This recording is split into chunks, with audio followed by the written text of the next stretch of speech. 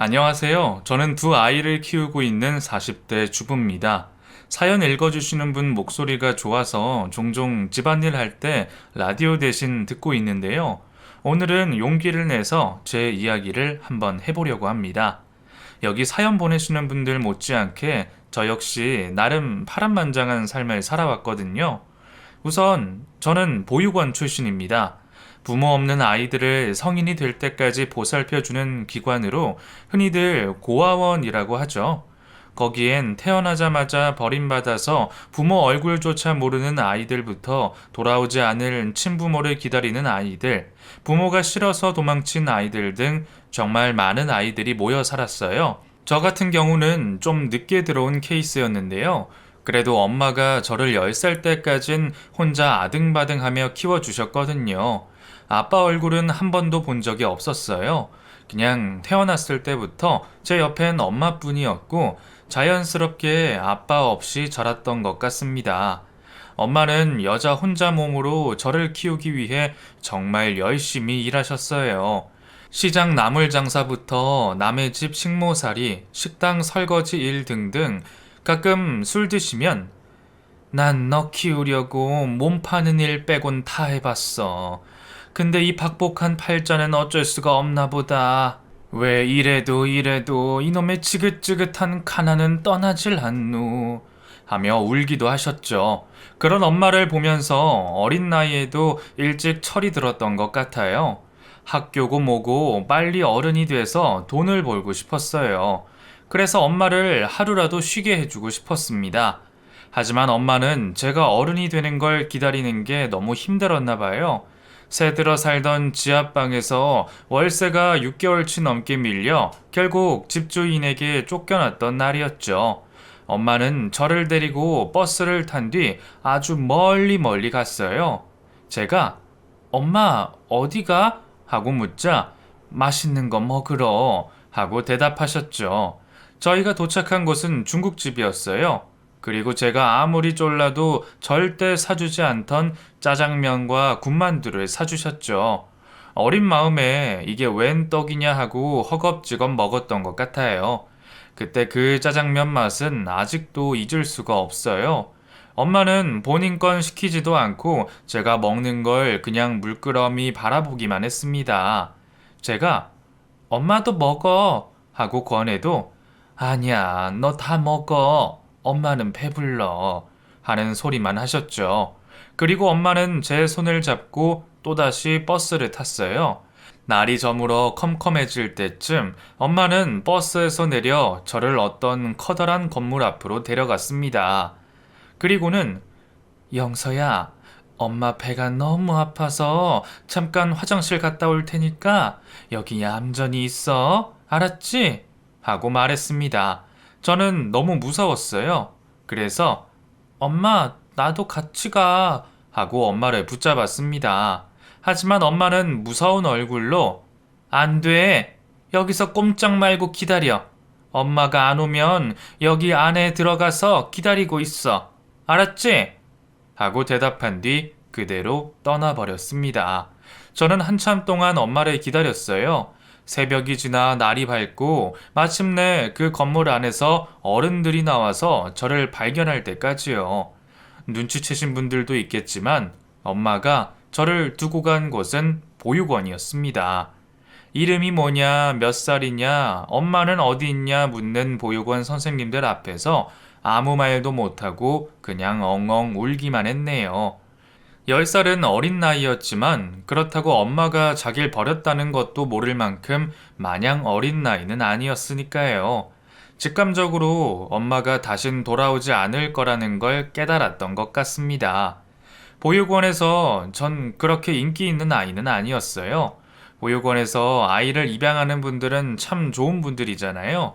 그런데 우습게도 그분들은 아이를 고를 때 펫샵에서 강아지 고르듯 골라요. 나이가 더 어릴수록 얼굴이 더 예쁘고 성격이 밝을수록 빨리 입양됐죠. 어느 정도 나이도 있던 데다가 애교도 없고 어둡기만 했던 저는 당연히 그 누구도 원하지 않았습니다. 그렇게 보육원에서 성인이 될 때까지 살았죠. 그래도 하나 다행인 게 있다면 보육원 친구들도 선생님들도 모두 좋은 분들이라는 거였어요. 보육원 형편이 좋지 않아서 맛있고 기름진 음식을 배불리 먹으며 살진 못했지만 그래도 엄마랑 살 때처럼 굶진 않았어요. 보육원 원장이 아이들을 때리거나 학대하는 경우도 비일비재하다는데 저희 보육원은 그런 일도 없었죠. 원장님은 저를 딸처럼 늘 친근하게 대해주셨습니다. 하지만 그렇다고 해서 보육원 원장님이나 선생님들이 제 부모는 아니었으니까요. 그분들이 아무리 친절하게 대해줘도 제 가슴 속에 뻥 뚫린 구멍을 메워주진 못했어요. 늘 외롭고 어딘지 허했습니다. 가족, 다른 사람도 아닌 나를 낳아준 엄마에게 버림받았다는 사실을 떠올릴 때마다 죽고만 싶었죠. 그래서 엄마에 대한 기억이 떠오를 때마다 머릿속에서 지워버리려고 노력했습니다. 자식은 버린 그런 여자는 엄마도 아니야. 다 잊어. 난 엄마도 아빠도 없는 거야. 그렇게 혼자 되뇌이면서 울다 잠들던 밤이 얼마나 많았던지요. 성인이 돼 자립지원금을 받고 보육원을 나온 뒤에도 제 고단한 삶은 끝나지 않았어요. 오히려 이젠 저 스스로 벌어먹고 살아야 했으니 더 힘들어졌죠. 변변한 기술도 학력도 없는 제가 할 수 있는 일은 많지 않았어요. 결국 저도 엄마의 뒤를 이어 남의 집 식모살이를 하게 됐죠. 그 일만큼은 죽어도 하고 싶지 않았지만 어째요.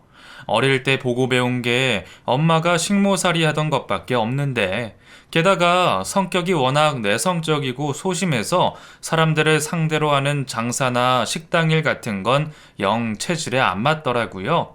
다행히 외국계 회사에 다니는 마음씨 좋은 주인 부부를 만나 좀 편하게 일할 수 있었습니다.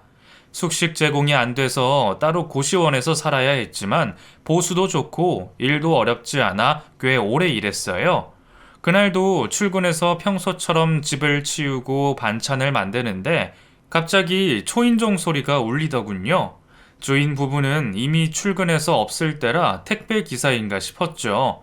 가만히 있으면 문 앞에 두고 가겠지 싶었는데 웬걸 띵동띵동 초인종이 계속 울리는 거예요. 결국 전 인터폰을 켜고 대문 밖을 확인했습니다.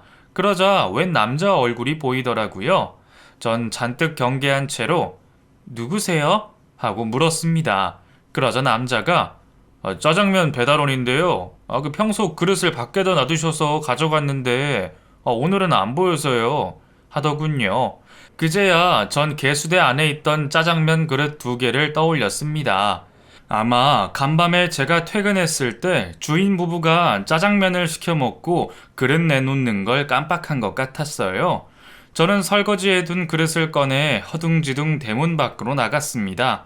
그리고 남자에게 얼른 그릇을 내밀었죠. 죄송해요. 전 여기 일하는 사람인데 사모님이 어제 시켜 드시고 그릇 내놓는 걸 깜빡하셨나 봐요. 제 사과에 남자는 말없이 빤히 저를 바라보기만 했어요. 저도 덩달아 남자의 얼굴을 보게 됐는데 와, 인터폰 화면으로 볼 땐 몰랐는데 정말 잘생긴 남자였어요. 홍콩 영화배우처럼 눈썹도 진하고 코도 오뚝했죠. 키는 또 어찌나 훤칠하던지요. 그때까지 이성에게 관심을 가져본 적은 한 번도 없었는데 처음으로 가슴이 두근거리더라고요. 남자는 그쪽이 먹은 것도 아닌데 뭐가 죄송해요. 이리 주세요. 하고는 그릇을 받아 철가방에 넣었어요. 그리고는 그대로 세워둔 오토바이에 올라타는가 싶었는데 갑자기 내리더니 제 쪽으로 성큼성큼 다가오는 거예요. 전 왜 그러지? 그릇이 더 있었나? 하는 생각을 하면서 멀뚱멀뚱 쳐다만 보고 있었죠. 그런데 갑자기 남자가 제게 무언가를 내밀더라고요. 얼떨결에 받고 보니 남자가 일하는 중국집 명함이었어요. 이건 갑자기 왜... 요 앞 사거리에 있는 중국집인데 홀 영업도 하니까 시간 나면 먹으러 와요. 서비스 줄게요. 제가 미처 뭐라고 대답하기도 전에 남자는 빠르게 오토바이를 타고 사라졌습니다. 재빨리 헬멧을 뒤집어 썼지만 전 똑똑히 볼 수 있었어요. 남자의 새빨갛게 달아오른 귀를요. 그날 밤은 이상하게 잠이 오지 않았어요. 심장에 뭐가 들어간 것처럼 자꾸만 수런수런거렸죠. 남자가 준 명함만 밤새도록 들여다보던 저는 망설이다가 그 주 주말에 중국집으로 찾아갔습니다. 직원용 테이블에 앉아있던 남자는 저를 보자마자 벌떡 일어났어요. 그리고는 왔어요. 뭐 먹을래요? 짜장면? 하고 물었죠. 저는 냉큼 그러겠다고 고개를 끄덕였어요. 그러자 곧 상 위엔 짜장면에 탕수육에 잡채 꽃빵에 별의별 음식들이 잔뜩 차려졌습니다. 전 당황해서 제가 시킨 건 짜장면밖에 없는데 하고 말했어요. 그러자 남자는 무뚝뚝하게 서비스 준다고 했잖아요. 하더군요. 황당했습니다. 중국집 서비스라고 하면 기껏해야 군만두지 누가 짜장면보다 비싼 요리를 잔뜩 퍼주나요? 제가 무슨 서비스가 너무 많아요. 저 다 못 먹어요. 하고 말했어요. 그러자 계산대에 서 있던 사장님이 못 먹으면 싸줄게. 부담 갖지 마요. 여자 보기를 돌같이 하던 우리 진철이가 첫눈에 반했다고 호들갑을 떨어서 어떤 아가씨일까 했더니만 아주 참하고 고운 아가씨네 하는 게 아니겠어요. 그러자 남자는 또다시 얼굴이 새빨개져선 사장님 그런 얘기를 하시면 어떡해요 하고 소리치며 어쩔 줄을 몰라 했어요. 덩달아 제 얼굴도 새빨개졌고 말이죠. 어찌나 창피하고 당황스럽던지 그 맛있는 중국집 음식들이 입으로 들어가는지 코로 들어가는지도 몰랐던 것 같아요. 하지만 싫은 기분은 아니었어요. 오히려 설레고 좋은 쪽이었죠. 그래서 연락처를 묻는 남자에게 못 이기는 척 핸드폰 번호를 알려줬고요. 내일 시간 되냐는 남자의 말에 냉큼 고개를 끄덕였습니다. 그러자 남자는 같이 영화를 보자고 하더라고요. 영화관에서 영화라니. 학교에서 단체로 관람할 때를 빼면 처음 있는 일이었죠. 하지만 우습게도 그때 봤던 영화가 무슨 영화였는지 이젠 기억도 잘 안 나요. 왜냐면 커다란 스크린에서 재생되는 영화보단 내 옆에 앉아있는 남자에게 온 신경이 쏠려 있었거든요. 그건 아마 그 남자도 마찬가지였겠죠. 그렇게 저희는 몇 번 더 만나 영화를 봤고요. 같이 밥도 먹고 커피도 마시면서 자연스럽게 연인 관계로 발전했습니다. 반년 뒤엔 혼인신고만 하고 같이 살기 시작했죠. 네, 결혼식을 올린 건 아니지만 정식으로 부부가 된 거였어요. 빠르다면 빠른 결혼이었죠. 첫 남자친구가 그대로 평생을 함께할 짝이 된 거니까요. 보육원에서 함께 자란 친구들이 너무 빠른 게 아니냐면서 걱정할 정도였습니다. 하지만 저는 되도록 빨리 가정을 꾸리고 싶었어요. 남편이 알면 알수록 너무 성실하고 착한 사람이라는 이유도 있었지만요. 무엇보다 더는 외롭게 살고 싶지 않다는 바람이 간절했어요. 엄마는 나를 버렸지만 나는 보란듯이 가정을 꾸려 내 남편, 내 아이와 함께 행복하게 살아야지 하는 마음도 있었던 것 같아요. 다행히 남편은 이런 제 외로움을 누구보다 이해해 줬어요. 혼인신고를 하고 돌아온 날 밤 저를 끌어안고 이젠 내가 당신 남편이자 부모이자 오빠야.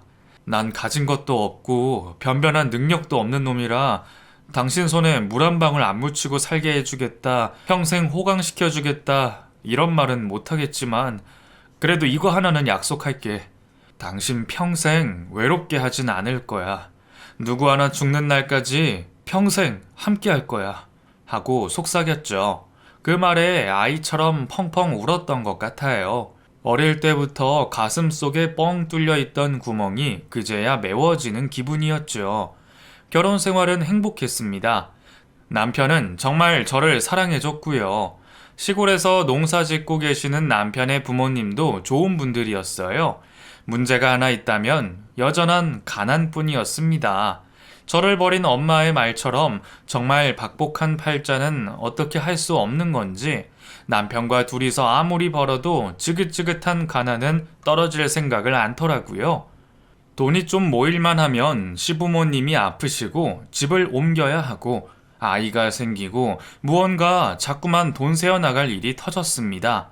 그쯤 남편은 중국집 배달 일을 그만두고 일식집 보조로 들어가 요리를 배우고 있었는데요. 월급이 채 80만 원도 안 됐어요. 그걸로는 내 식구 입에 풀칠하기도 빠듯했죠. 그래도 아이들이 좀 큰 뒤로 제가 식모 일을 다시 시작하면서 조금씩 형편이 나아지는가 했는데 하늘도 참 무심하죠. 비가 억수로 쏟아지던 어느 날 남편이 퇴근길에 뺑소니 사고를 당하고 말았습니다. 지금이야 골목골목마다 CCTV가 달려 있으니 금방 범인을 잡는다지만 그때만 해도 그런 게 많이 없었죠. 목격자도 없었던 터라 끝내 범인을 잡을 수 없었어요. 어마어마한 병원비를 구할 길이 없어 결국 급한 불만 끄고 남편을 퇴원시켰을 때의 그 참담함이란. 다행히 남편 목숨에 지장은 없었지만 제대로 된 치료를 못 받고 빠르게 퇴원한 탓일까요? 남편은 사고 후유증으로 왼쪽 다리를 잘 쓰지 못하게 됐어요. 외출 시엔 목발이 필수가 됐고 당연히 일하던 식당에서도 잘리고 말았죠. 저는 순식간에 남편과 두 아이를 책임지는 가장이 되고 말았습니다. 남편의 수입이 뚝 끊기니 제가 버는 돈만으로는 먹고 살기가 힘들었어요. 월세, 관리비, 아이들 학교 급식비며 보험료, 돈 나갈 곳은 정말 끝도 없었죠. 결국 전 당시 식모 일하던 집의 얘기에 그만두겠다고 말했습니다. 식모 일은 일하는 시간 대비 보수가 많지 않았거든요. 어디 공장에 들어가서 일하든가 아님 운전면허 따둔 게 있으니 남자들처럼 대리운전이라도 뛰어보려고 했죠. 목구멍이 포도청이었으니까요. 그런데 마냥 죽으란 법은 없나 봐요. 그 집 사모님이 제 사정을 알고는 그런 사정이 있는 줄 미처 몰랐네요. 알았으면 일하는 동안 돈이라도 좀 더 넣어줬을 텐데. 미안해요. 내가 이제 와서 뭐 해줄 수 있는 건 없고 혹시 아직 일자리 찾고 있는 중이면 간병인 해볼 생각은 없어요? 우리 남편 거래처분 숙모가 이번에 풍으로 쓰러졌는데 가족이라고는 아무도 없는 혈혈단신이라서 숙식하며 보살펴줄 간병인을 찾고 있나 봐요. 24시간 케어하는 만큼 보수는 나쁘지 않아요. 하면서 새 일자리를 추천해줬어요. 한 달 월급이 지금 버는 돈의 2배가 넘었죠. 전 망설일 것 없이 바로 하겠다고 했습니다. 그 집에서 살면서 24시간 환자를 돌봐야 한다는 게 마음에 걸렸지만 아이들도 어느 정도 컸고 남편도 목발만 있으면 혼자 움직일 수 있으니까 괜찮을 거라고 생각했어요. 전 남편과 아이들에게 자초지종을 설명한 뒤 바로 그 집으로 향했습니다. 제가 돌봐야 할 사모님은 교회에 있는 대저택에서 혼자 사는 60대 노인이었어요. 해운 사업을 하던 남편이 죽은 뒤 물려받은 재산만 수백억 원이라고 하더군요. 결혼 생활 내내 자식도 없어서 그걸 그 사모님 혼자 다 물려받았다나요. 그 집과 인근에 사들인 땅값만 해도 70억이 넘는다고 하더라고요. 아니나 다를까 가보니 정말 어마어마하게 큰 집이더군요. 그래도 식모살이 하면서 어지간한 부잣집은 다 가봤다고 생각했는데 그런 집들은 될 것도 못 됐어요. 훨씬 크고 웅장했죠. 총 3층짜리 거대한 저택은 방만 해도 10개가 넘었습니다. 그런데 아이러니하게도 그 커다란 저택에 사는 사람은 달랑 3분이었어요. 제가 돌봐야 할 사모님과 그런 사모님에게 신세지고 있는 조카와 그 아내였죠. 저를 고용한 사람은 바로 그 조카였어요. 40대 중년 남성으로 저와 나이 차이가 얼마 나지 않아 보였는데 어딘지 모르게 비열해 보이는 인상이었죠. 제가 저택에 온 첫날 내가 작은 사업체를 하나 운영하고 있어서 그냥 편하게 사장님이라고 불러요. 여긴 우리 와이프 작은 사모님이라고 부르면 돼요. 하면서 자신과 자기 아내를 소개하는데 특유의 있어 보이는 척하기 좋아하는 졸부의 느낌이 팍팍 났어요. 그래도 겉으로는 내색하지 않고 고개를 조아려 앞으로 잘 부탁드려요. 사장님, 작은 사모님 하고 인사했습니다. 목구멍이 포도청이었으니까요. 사장님은 들어서 알겠지만 우리 숙모님이 풍에 걸려서 지금 몸을 온전히 쓰질 못해요. 우리 숙모의 팔과 다리가 돼서 열심히 보살펴줘요. 하면서 사람 좋은 척 웃어 보였지만 여전히 정이 가질 않더라고요. 그 옆에서 새초롬한 표정으로 서 있는 이제가 20살이 됐을까 싶을 만큼 어린 작은 사모님도 마찬가지였죠. 그래도 다행히 제가 보살펴야 할 사모님은 좋은 분 같았어요. 나뭇가지처럼 비쩍 마른 몸에 성성한 백발, 풍에 걸려 몸 반쪽을 거의 못 쓰다시피 하는 노인네였지만 정신도 온전하고 조금도 까탈스럽지 않았죠. 저를 보자마자 어눌한 말투로 앞으로 잘 부탁해요. 인사하는데 이상하게 괜히 마음이 가더군요. 그래서 네, 앞으로 잘 부탁드려요, 사모님. 하고 공손하게 인사했죠. 체질적으로 성실한 전 사모님을 정성을 다해 보살폈습니다. 나름 책 같은 걸 보고 공부도 해서 풍에 좋다는 음식을 해먹이기도 하고 맑은 공기 마시는 게 좋다고 해서 휠체어에 태우고 자주 산책도 다녔어요. 또 풍고치기로 유명한 한의원에서 직접 약을 받아와 다려 먹이기도 했죠. 그래서일까요? 사모님의 안색이 하루가 다르게 좋아지더라고요. 말도 잘 못하시는 분이 제 손을 붙잡고 고마워, 고마워, 너무 고마워 하며 아이처럼 웃었을 땐 코끝이 찡해지기도 했죠. 자기 마음이라면서 큰 돈을 대뜸 제 주머니에 넣어주기도 하셨어요. 제가 됐다고 받을 수 없다고 손살했지면 내 딸 같아서 그래요.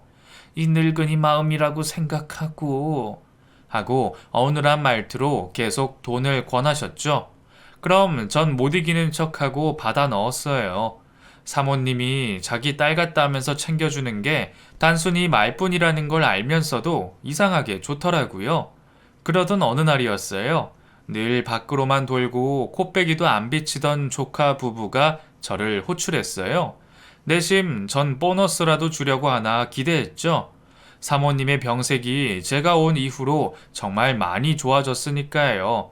하지만 그런 제 기대는 산산이 부서졌습니다. 조카, 그러니까 사장님은 저를 보자마자 정말 기가 막힌 말을 했어요. 글쎄, 숙모님 건강이 나날이 좋아지고 있다는 얘기는 들었어요. 그 아주머니가 따로 한의원에서 지어온 약을 먹고 정말 눈에 띄게 좋아졌다고요. 근데 그 약은 그만 먹였으면 해요. 하는 게 아니겠어요? 저는 이해가 가질 않았어요. 내가 이상한 약을 먹인다고 오해하는 건가 싶었죠. 그래서 저는 사장님에게 이상한 약 아니에요. 그 한의원에서 한의사님이 직접 지어준 약이고요. 연예인들이나 국회의원들도 거기서 많이 약 지어다 먹는다고 했어요. 텔레비전에도 나온 적 있고.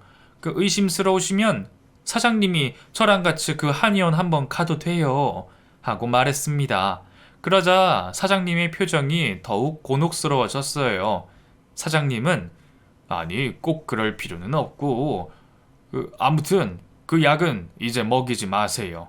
전 분명히 말했습니다. 하더군요. 옆에 있던 사장님의 아내, 그러니까 작은 사모님도 계속 먹이면 해고인 줄 아세요? 그만 나가보세요. 하며 저를 못마땅한 눈길로 쏘아봤어요. 전 도무지 이해가 가지 않았어요. 고맙다고 인사하지 못할 망정 왜 원수 취급하듯 못되게 구는 건지 있는 사람들은 다 저러나 싶었죠. 그 의문은 그 저택에서 일하던 가사도우미 아주머니를 통해 해결할 수 있었습니다. 아주머니 보기엔 제가 많이 답답했던가 봐요. 그 나이 먹고 순진하긴 딱 보면 모르겠어요. 여기 조카 부부가 큰 사모님 재산 노리고 들어앉은 거잖아.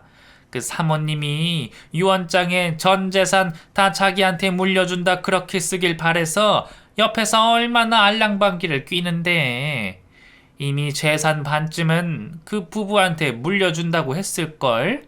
그 사장님이 사업에 원체 소질이 없어서 하는 것마다 다 말아먹기로 유명해. 작은 사모님은 또 얼마나 사치가 심한데. 아마 둘 앞으로 빚이 산더미일걸.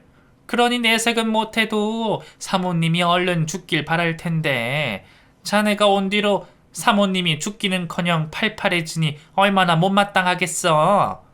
그제야 모든 상황이 이해가 갔어요. 조카 부부가 저를 고용한 건 사모님을 진정으로 위해서 그런 게 아니라 돈을 노린 거짓된 연기였던 거예요. 그러자 문득 그 사모님이 가엾다는 생각이 들었습니다. 참 우습죠. 돈도 뭣도 없어서 여기까지 밥 벌어먹으러 온 제가 수백억 자산가인 노부인을 가엾게 여긴다는 게요. 하지만 측은지심이라는 게 어쩔 수가 없더라고요.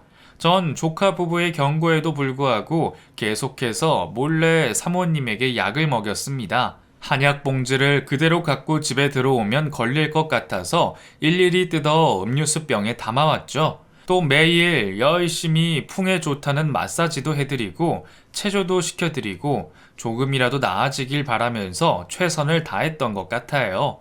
그런 제 정성이 통한 걸까요?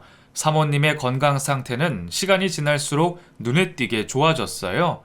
왕진온 의사 선생님이 기적이라고 할 정도였죠. 조카 부부도 의사 선생님을 통해 이 사실을 알게 됐나 봐요. 바로 저를 따로 부르더군요. 가자마자 작은 사모님이 바로 제 얼굴에 무언가를 던졌어요. 흰 봉투가 휙 열리면서 지폐 더미가 우수수 떨어지더군요. 작은 사모님은 당신 해고니까 그 돈 받고 당장 나가! 하고 앙칼지게 소리쳤습니다. 사장님도 미안하지만 그만 나가줬으면 좋겠어요. 다른 간병인을 쓰려고 해요. 하더군요. 저는 기가 막혔어요. 그래서 무슨 용기가 났는지 무슨 이유로 저를 해고하시는 거죠? 이거 부당해고 아닌가요? 노동청에 바로 신고할까요? 하고 따졌습니다. 작은 사모님은 부들부들 떨면서 아니 이 못 배워먹은 아줌마가 어디서 건방지게 너 내가 누군 줄 알아? 누군 줄 아냐고 하면서 손을 들어 올렸습니다. 그리고 그대로 저를 때리려고 했죠. 사장님은 그런 작은 사모님을 막아서면서 일하는 게 우리 집하고는 좀 맞지 않는 것 같아서 그래요.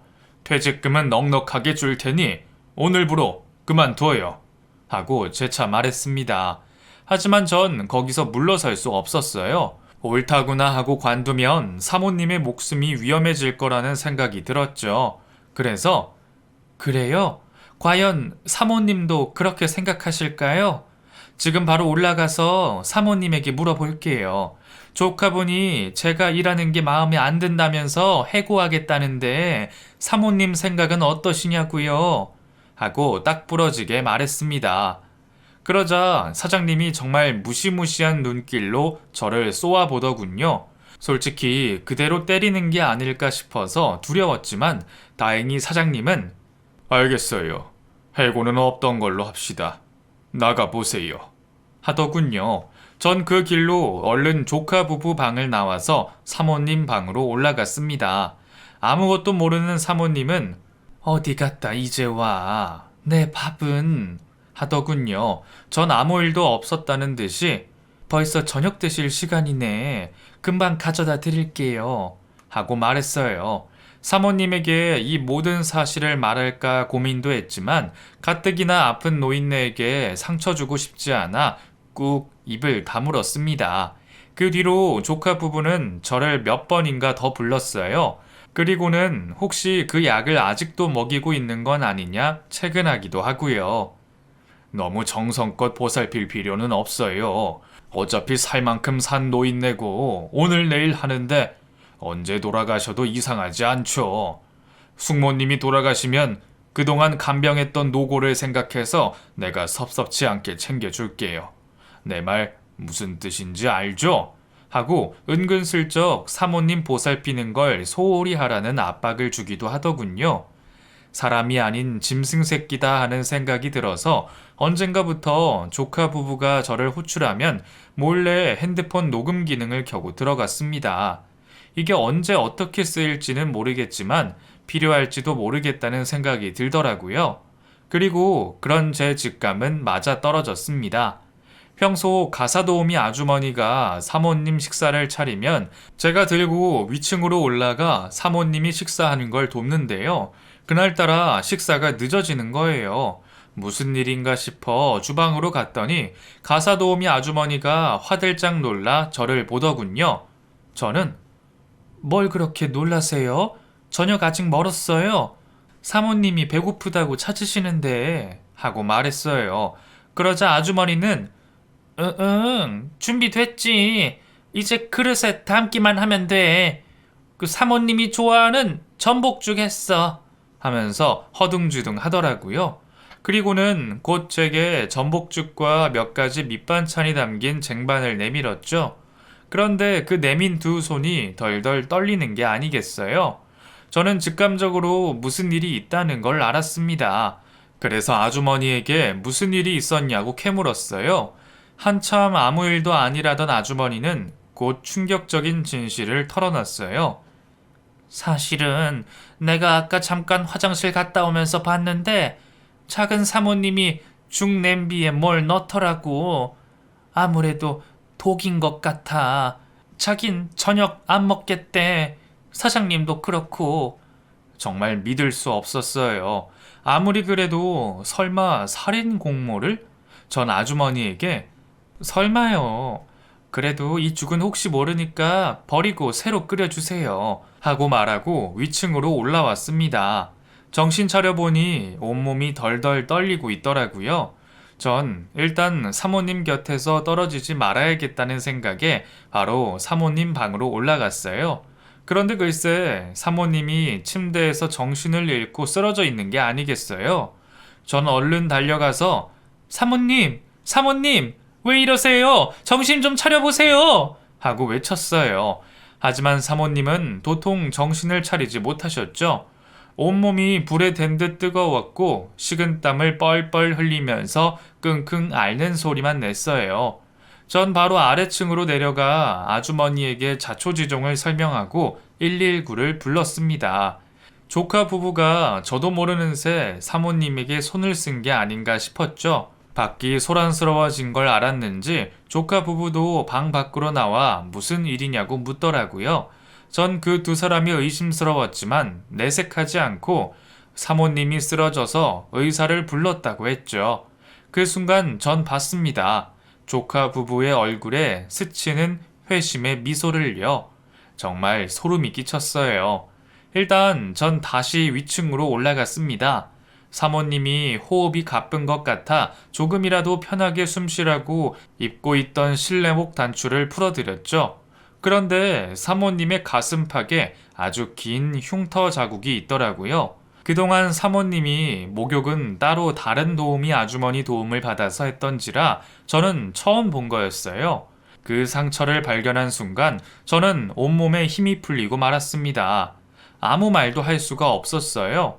왜냐하면 울퉁불퉁 번개 모양의 그 커다란 흉터를 저는 36년 전에도 본 적이 있었거든요.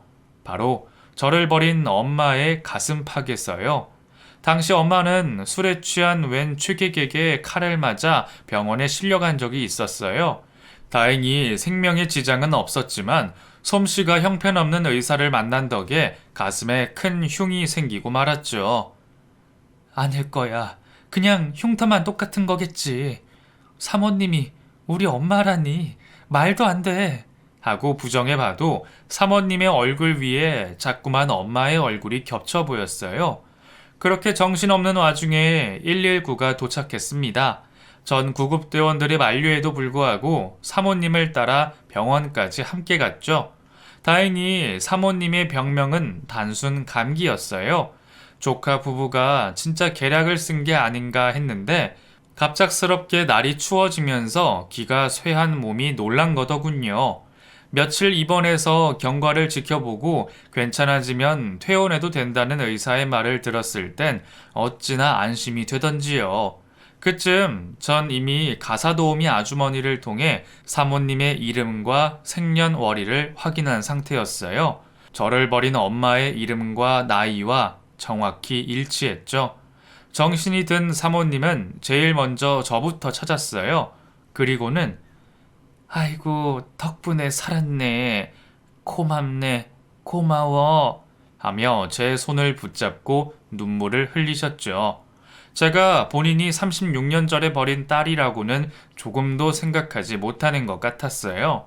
하긴 이미 전 10살 꼬마애가 아니라 40살 넘은 아줌마가 됐고 보육원에 들어가면서 이름도 바꿨으니까요. 못 알아볼 만도 했죠. 바로 사모님에게 모든 사실을 얘기할까 고민도 했습니다. 하지만 아직 저 스스로도 뭘 어떻게 하고 싶은 건지 모르겠어서 일단은 입을 다물기로 했어요. 저를 버리고 이렇게 대저택을 가진 사모님이 된 엄마가 밉기도 했고, 한편으로는 주변의 사람이라고는 자기 등쳐먹으려고 하는 조카 부부밖에 없는 게 안쓰럽기도 했습니다. 어쨌든 전 사모님을, 아니, 엄마를 정성을 다해 돌봤어요. 병원에 한번 입원한 뒤로 기력이 예전 같지 않으셔서 삼계탕이다, 홍삼이다 하는 보양식도 많이 챙겨 먹였죠. 조카 부부가 그런 저를 못 잡아 먹어 안달이었지만 그냥 무시했습니다. 그러던 어느 날이었어요. 웬일로 조카 부부가 집에서 저녁을 먹겠다면서 일찍 들어온 날이었어요. 식탁에 앉아있는 두 사람에게 오셨어요? 인사하고는 평소처럼 사모님 몫의 밥을 가지고 위층으로 올라갔죠. 그런데 갑자기 아래층이 소란스러워지더니 조카 부부가 벌컥 방문을 열고 들어오는 거예요. 그러더니 당신 지금 우리 숙모한테 뭘 먹이려고 하는 거야? 하면서 사장님이 제가 손에 들고 있던 밥그릇을 엎어버렸어요. 놀란 저는 깨악 하고 비명을 질렀죠. 이게 갑자기 뭐 하시는 거예요? 하고 제가 묻자 사장님은 기가 막히다는 듯 헛웃음을 쳤어요. 그리고는 제 앞에 무언가를 던지면서 뭐 하시는 거냐고? 눈이 있으면 이걸 봐. 이거 보거 독이잖아. 이게 지금 내 방 쓰레기통에서 나왔다고. 너 우리 숙모님 밥에 뭔 짓을 한 거야? 하고 고래고래 고함을 치더군요. 숙모님은 믿을 수 없다는 듯이 저를 쳐다보고 있었고요. 저는 모든 게 조카 부부의 계략이라는 걸 바로 눈치챘습니다. 그래서 제가 보거독을 어디서 구해서 사모님 주겠다요? 큰 사모님 돌아가시면 일자리 잃는 건 전데 전 정말 아니에요. 그동안 보셔서 아시잖아요. 제가 사모님을 얼마나 정성을 다해서 돌봤는지요. 하고 침착하게 말했죠. 하지만 조카 부부는 제 얘기를 들으려고 하지도 않았어요. 사장님은 오히려 요즘 세상에 마음만 먹으면 못 구하는 게 어딨어? 네 남편 전에 일식집에서 일했다며. 그럼 보거독에 대해서도 아주 잘 알고 있었겠지? 네 남편도 공범 아니야? 일전에 네 옷 갖다 준다고 왔었잖아. 그 절름발이. 그 자식이 이 집 보고 눈이 돌아서 전에 일하던 가게에서 보거독 구해다 준 거 아니냐고? 우리 숙모 죽이고 돈 훔쳐 도망가자고 말이야. 에이, 긴 말 필요 없고 경찰 부르기 전에 당장 나가! 하고 말도 안 되는 소리를 하면서 저를 밀쳤습니다. 다른 건 몰라도 죄 없는 제 남편을 모욕하는 건 참을 수가 없더라고요. 그래서 전 홧김에 내가 누군지 알고 그딴 말도 안 되는 소리를 하는 거예요. 내가 우리 엄마를 왜 죽여? 왜 죽이냐고! 하고 비명을 지르듯 외쳤습니다. 그러자 일순 정적이 찾아왔어요. 먼저 침묵을 깬 건 작은 사모님이었죠. 사모님은 갓잔 타는 듯이 웃더니 엄마? 엄마는 무슨 엄마? 아줌마 미쳤어요? 하고 말했습니다. 하지만 전 신경도 쓰지 않았어요. 그리고 성큼성큼 사모님 앞으로, 아니 엄마 앞으로 걸어갔죠. 그리고 엄마를 향해 아직도 모르겠어요. 내가 누군지. 날 잊고 잘 살았나 봐. 난 엄마가 10살 때 날 버린 이후로 지금까지 단 한 번도 엄마를 잊은 적이 없어. 하고 말했습니다. 엄마도 무언가 눈치챘나 봐요. 떨리는 손으로 입을 틀어막고 말도 안 돼. 그럼 네가 하고 말을 잇지 못했습니다. 전 그런 엄마에게 맞아, 나야. 엄마가 36년 전에 보육원 앞에 버리고 간 영서! 하고 오열했습니다. 그리고 다리에 힘이 풀려 그대로 주저앉고 말았죠. 엄마도 그런 저를 따라 주저앉았어요. 그리고는 기다시피 다가와 저를 끌어안았습니다. 네가 정말 영서니? 아이고 영서야. 내 딸 영서. 어디 얼굴 좀 보자. 우리 딸 얼굴 좀 보자. 어느새 엄마도 울고 있었어요.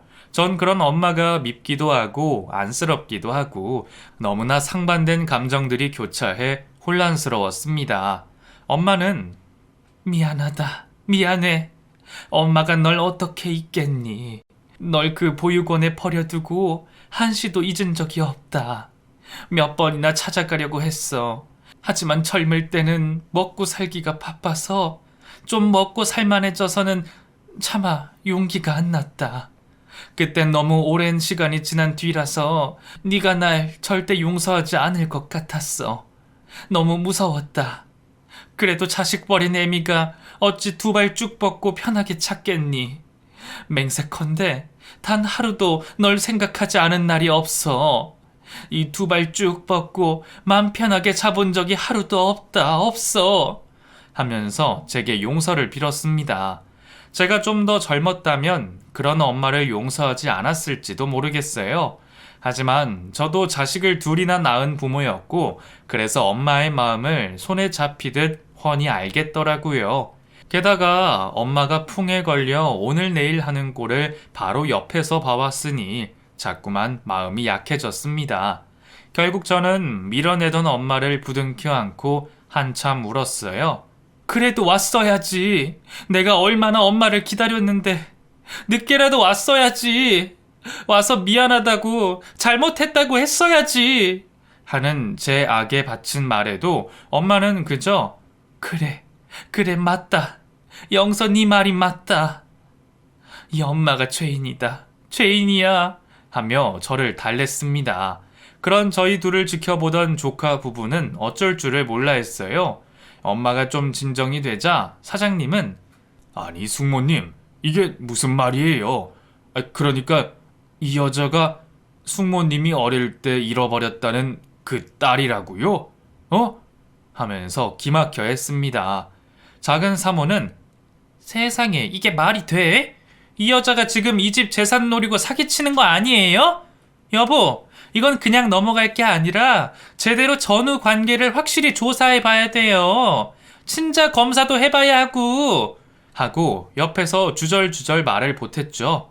저는 코웃음을 치면서 친자 검사요? 어디 해볼 테면 해봐요. 뭐 눈에는 뭐만 보인다고. 사기꾼? 그건 당신들이죠. 내가 우리 엄마를 보거독을 먹여 죽이려고 해요?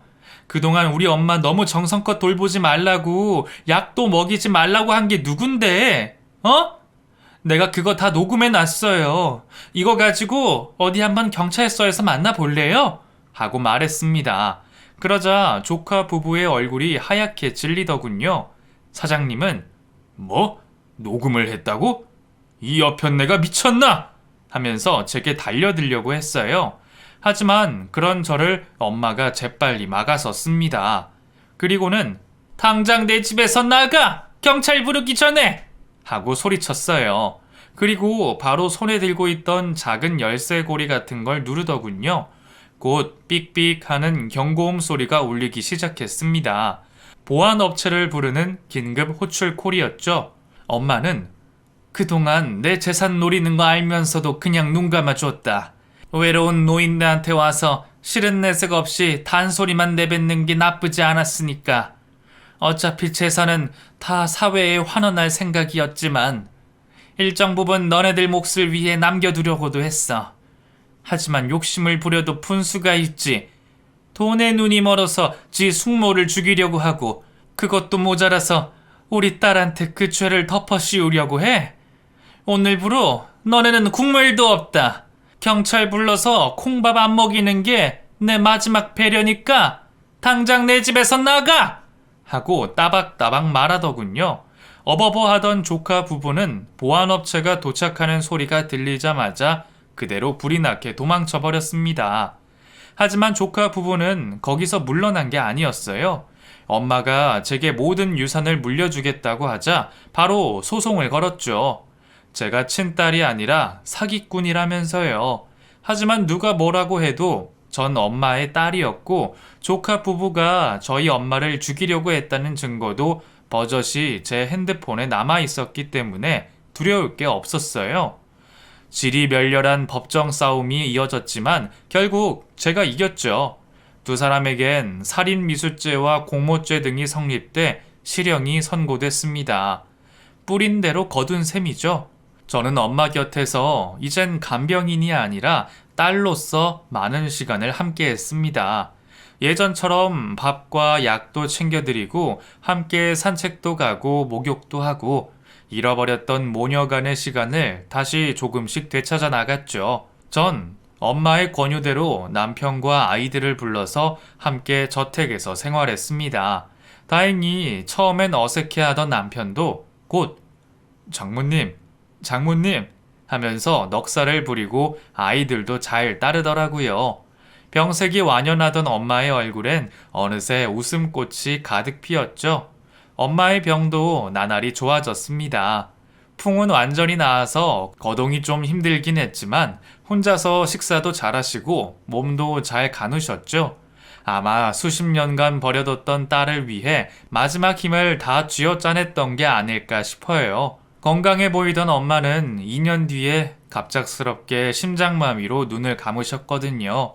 아무리 나이가 먹어도 엄마의 죽음은 받아들이기가 쉽지 않더군요. 갑자기 우울증과 무기력증이 찾아와서 집에서 거의 몇 달을 누워만 있었던 것 같아요. 그냥 만사가 다 귀찮고 엄마를 따라 죽고만 싶었습니다. 수십 년 버려뒀더니만 고작 2년 함께하고 떠나버린 엄마가 야속하기만 했죠. 하지만 그런 저를 다시 일으켜 세운 건 역시나 남편과 아이들이었습니다. 엄마가 저를 위해 그 2년 바짝 마지막 힘을 다하셨던 것처럼 저도 가족들을 위해 다시 일어나야 했어요. 지금은 밥도 잘 먹고요. 꾸준히 운동도 하며 건강하게 살고 있습니다. 경제적으로도 많이 여유로워졌어요. 엄마가 저희 가족을 위해서 적지 않은 재산을 남겨주고 가셨거든요. 그 돈으로 남편과 작은 일식집을 차려서 열심히 운영하고 있고요. 남은 돈은 아이들의 미래를 위해 자산 전문가에게 맡겨 열심히 이런저런 분야에 투자하고 있습니다. 그 누가 알았을까요? 제가 36년 전에 사라진 엄마를 다시 만나 이렇게 인생 역전을 하게 될 거라고요. 정말 어디서 어떻게 풀릴지 모르는 게 인생인 것 같아요. 그러니 지금 힘든 시간을 보내고 있는 분들도 포기하지 말고 버티셨으면 좋겠습니다. 긴 얘기 들어주셔서 감사합니다. 모두 항상 행복하세요.